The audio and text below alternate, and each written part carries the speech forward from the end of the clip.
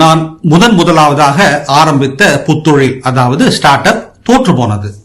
ஓர் எளிய காரணத்தினால் அது தோற்று போனது. நான் யூகித்ததே அந்த காரணம். அது திருமணத்திற்கான பரிசு பொருட்கள் குறித்த தளம் பற்றிய சிந்தனை ஐடியா ஆகும். எனக்கு அது நிறைவான ஒன்றாக தென்பட்டது. திருமணத்திற்கு 8 சுவர் கடிகாரங்கள், 6 குக்கர்களை யார் விரும்புவார்கள் என்று நினைத்தேன்.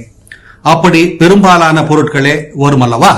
மக்கள் இந்த ஐடியாவை விரும்புவார்கள் என்று நான் எண்ணினேன். ஆனால் அடிப்படையான ஒரு விஷயத்தை மறந்து போனேன். 2005ஆம் ஆண்டில் திருமணத்திற்கு மொய் வைப்பதே பழக்கமாக இருந்தது. அதை வாங்குவதில் திருமண வீட்டாருக்கும் எந்த பிரச்சனையும் இல்லை.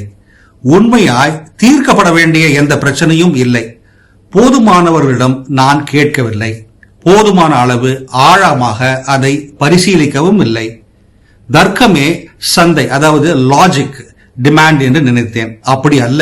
அந்த புத்தொழில் ஸ்டார்ட் அப் தோற்று போனது. ஆனால் இப்பொழுதும் நான் கடைபிடிக்கும் ஒரு பாடத்தை அது கற்றுக் கொடுத்தது. நீங்கள் எண்ணுவதின் நினைப்பதின் அடிப்படையில் ஒரு தொழிலை உருவாக்காதீர்கள்.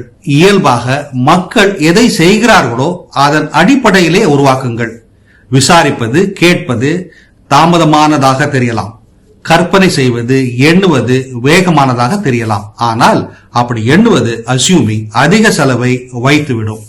ஸ்டார்ட் அப் ஆரம்பிப்பது குறித்து அரசி அருள் இப்படி கூறுகிறார்.